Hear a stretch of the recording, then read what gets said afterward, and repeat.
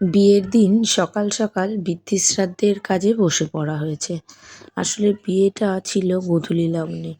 তো সেই কারণে সব রকম যা রিচুয়াল ছিল তাড়াতাড়ি শেষ করার চেষ্টা করা হয়েছিল, কারণ এখান থেকে বৃদ্ধি শ্রাদ্ধ কমপ্লিট করে ছেলের গায়ে হলুদ করে তারপর হলুদ নিয়ে মেয়ের বাড়ি যাওয়া হবে।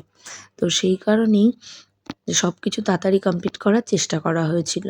আর আমি ভেতরে এই বৃদ্ধি শ্রাদ্ধের কাজেই ছিলাম, তো খুব একটা আমি গায়ে হলুদের জল আনা বা নানা রকম যে কাজগুলো ছিল ওখানে অংশগ্রহণ করতে পারিনি।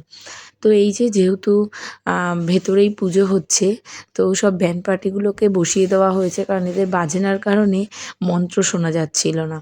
তো এই যে যেহেতু আপনাদের প্রথমেই বললাম, আমি যেহেতু ওপরে বৃদ্ধি শ্রাদ্ধের কাজে ছিলাম, তো সেহেতু আমি আর নিচে জল আনতে যাইনি।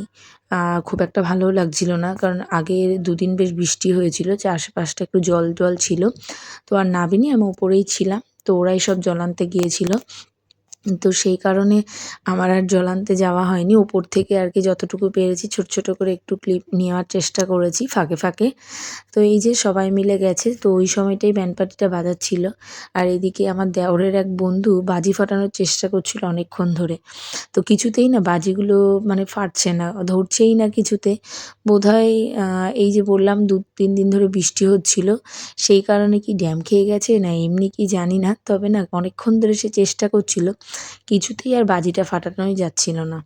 তো এই আর কি, এখন অনুষ্ঠান বাড়ি মানেই হলো একগাদা ক্যামেরাম্যানের ঝামেলা আর এই বাজি, এই সব চিৎকার চেঁচামেচি। তো ওই যে অনেক কষ্টে একটা বাজি যাও বা ফাটলো, তাও সেটা ঠিকঠাকভাবে ফাটেনি। ওই দেখুন বাজি স্টার্ট হতে পারেনি, ওদিকে ক্যামেরাম্যানরা ক্যামেরা নিয়ে প্রস্তুত। তো এখনকার বিয়েতে না মানে অনেক বেশি ক্যামেরাম্যান বলুন, মানে খুব আর্টিস্টিক ব্যাপারটা বেশি, সব কিছু বেশ অভিনয়ের ব্যাপার। এই যে যেমন ধরুন অলরেডি হয়ে গেছিলো বরণ করা কাকিমার, কিন্তু তারপরেও তারা নাকি ভালো ভিডিও ক্লিপ নিতে পারেনি, কেউ বলছে ফটোর ক্লিপ নিতে পারেনি, তো আবার করতে হবে। তখনকার দিনের মানুষ এত কি আর এইসব করে? বোঝে না। তো এই আর কি। তো ওই ক্যামেরাম্যান বলছে এখানে ধরুন, এইভাবে ধরুন। তো এইভাবেই সব কিছুর মধ্যে দিয়ে এই যে হলুদ মাখা গেল। আর এখন তো সব ফেসিয়াল, মাসাজ এত কিছুর জামানা, তো হলুদের বদলে বেসন মাখা চলছিল। তো যেই হোক, এগুলো নিয়ে এত মাখামাখি চলছিল, আমি নিজেকে একটু দূরেই রেখেছিলাম। কারণ এগুলোতে মানে এই মাখামাখির মধ্যে আমি ছিলাম না। কিন্তু শেষে দেখলাম যে না, আমি দূরে থেকে হলোই না, আমাকে সেই টেনে নিয়ে এসে মাখামাখি একাকার অবস্থা।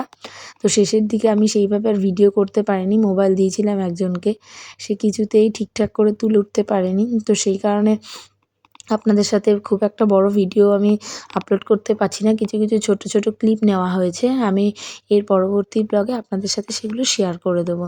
এই যে সবাই বেসন খেলেছে, কিন্তু বোঝা যাচ্ছে না, যেহেতু না সব শুকিয়ে গিয়ে না স্কিনের কালার হয়ে গেছে বেসনগুলো। এই যে এই হলো ছেলের মা বাবা, মানে আমার কাকা শ্বশুর আর কাকি শাশুড়ি।